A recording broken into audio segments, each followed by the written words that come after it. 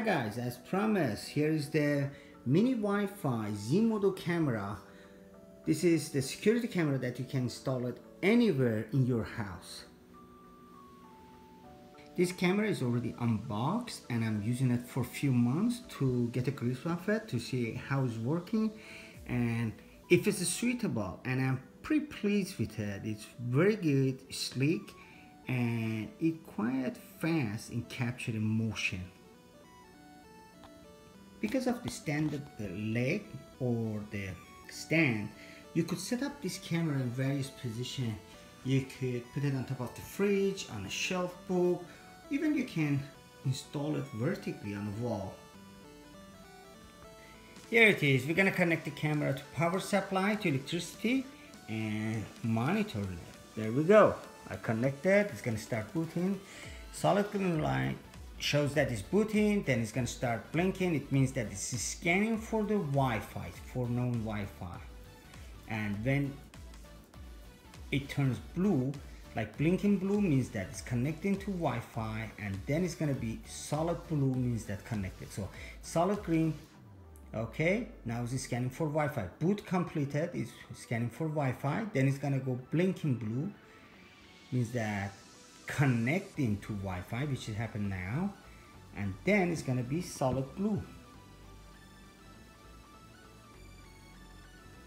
connected to Wi-Fi. The camera is functional.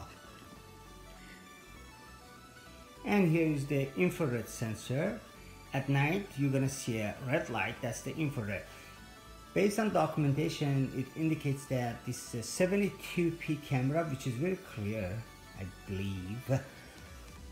It's very sensitive, meaning that the minute an object comes into the screen, to the view, point of view of this camera, right away start recording about 10 to 12 seconds of recording.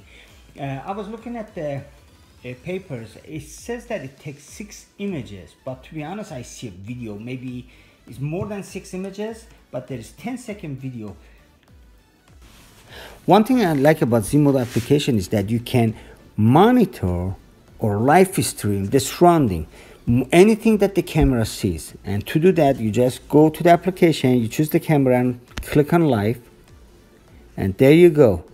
That's the live view. At the upper right hand corner, you will see the timestamp, which is date and time. If you don't have a proper bandwidth and you notice that the picture is lagging, you can change high definition to low definition, which is standard definition for 80p. The other option here, if you're using a cell phone, you could increase the view by clicking on the tab here or rotating the phone. There we go.